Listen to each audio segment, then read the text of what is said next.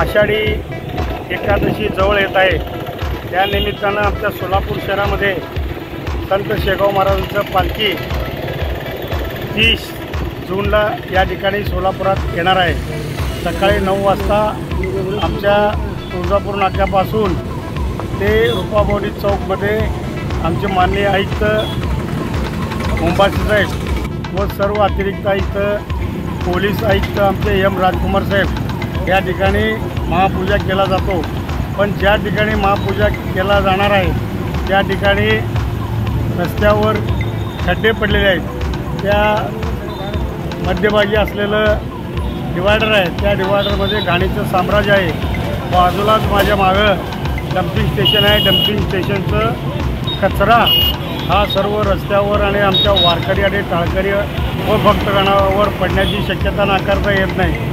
त्या पालखीच्या गजानन महाराजच्या पालखीमध्ये आम्ही त्यामध्ये सर्व भक्तगण या ठिकाणी महापूजा करून सामील होतात। अनेक लोक या ठिकाणी महाप्रसाद फराळ वगैरे वाटप असतं आहे। त्यामुळं या ठिकाणी बसून फराळ वगैरे करताना त्या डम्पिंग स्टेशन कचऱ्याच्या ह्याच्यामधनं घाणीचं साम्राज्य असल्यानं वास मारत आहे। त्या कुठल्याही वारकरी आमचे जे शेगाववरनं आणि अनेक खेडोपाड्यावरनं त्या ह्याच्यामध्ये असणार आहेत त्यांना कुठल्याही पद्धतीचं त्रास होऊ नये किंवा रोगराई होऊ नये त्यासाठी या परिसरामध्ये सर्व साफसफाई स्वच्छता आणि DDT फवारणी दुरावणी जेणेकरून कुठल्याही रोगराई होऊ नये यासाठी हे करावं। आणि पुढे गेलं की इथून रूपाभवानी चौकापासून ते तुळजापुरे चौक आणि शिवगंगा मंदिर पुढे अजून तसंच आपलं प्रभाकर महाराजाला मंदिराकडे महाप्रसाद आहे। त्यामुळं या रस्त्यावरचे सर्व कामं जे खड्डे पडलेले आहेत, जे ड्रेनेज लाईन वाहून जातं अचानकपणे, ते सर्व ड्रेनेज लाईन साफ करावं, जेटिंग मशीन लावावं। जेणेकरून जर जेटिंग मशीन आणि आपल्या कर्मचाऱ्याकडनं होत नसेल तर आपण या ठिकाणी सोलिंग करून सर्व ड्रेनेज लाईन साफ करावं। या रूपाभवानीपासून त्या विश्रांती चौकापर्यंत या ठिकाणी पावसाळी गटारे आहेत, त्या पावसाळी गटारी आजपर्यंत ते साफ केलेले नाही आहेत। ते फार मोठ्या प्रमाणात 48 का 54 इंच जे ड्रेनेजचं पावसाळी गटारे आहेत ते सर्व दुरुस्ती करावं। दुरुस्ती करून त्यामधलंही गाळ काढावं जेणेकरून कुठल्याही भक्तांना आणि वारकरी टाळकऱ्यांना काही त्रास होऊ नये यासाठी हे कार्य केलं पाहिजे। आपण या इकडे जात असताना पाठीमागं रूपाभवानी मंदिराच्या तिकडं हायवे आहे, त्या हायवेवर अनेक पावसाळी गटारीचं आणि चेंबर निघालेले आहेत, फुटलेले आहेत। त्या ठिकाणी अनेक लोक पडलेले आहेत। त्या ठिकाणचं बी काम करावं आणि रूपाभवानी चौकापासून ते मंदिरी चंडक नगर शाहीर वस्तीचं मार्ग शिवाजी चौकापर्यंत जात आहे, त्या मार्गावर बी या ठिकाणी रस्ता झाल्यानंतर हे पावसाळी गटारी आणि ड्रेनेज लाईन टाकलेले आहेत। त्यामध्येही ते निकृष्ट काम झालेलं आहे। त्यामुळं ते निकृष्ट कामाचं चौकशी करून त्या ठिकाणी कालच या ठिकाणी एक गाडी अडकून पडलेलं होतं, पण ते पडलं असतं तर लोकांवर इजा झाला असतं, जीवितहानी झालं असतं।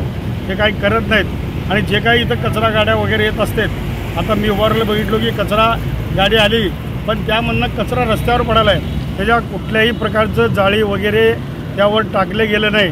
अंगावरच लोकांच्या जाता येता हे पडालं आहेत, परंतु त्या वारकरी संप्रदायाच्या लोकांवर कुठल्याही प्रकारचं कचरा किंवा आजोरा माती पडू नये आणि खड्डे दुरुस्ती झालं पाहिजे। आजूबाजूच्या फुटपाथवर जे काही गवत वगैरे झालेलं आहे, आजोरा माती कुठं ते सर्व काढून घ्यावं। अन्यथा 30 तारखेला पालखी येणार आहे। आम्ही आज 20 तारीख आहे, 8 दिवस तुम्हाला या ठिकाणी सर्व अधिकाऱ्यांना विनंती करतो, आयुक्त साहेबांना विनंती करतो की बाबा आपण हे सर्व काम करून घ्यावं जेणेकरून सध्या स्वच्छता मोहीम आमचे अतिरिक्त आयुक्त रवी पवार सर आणि आमचे लोकरे साहेब हे घेतलेले आहेत, पण 50% या ठिकाणी काम झालेलं दिसतं, अजून 50% झालं नाही।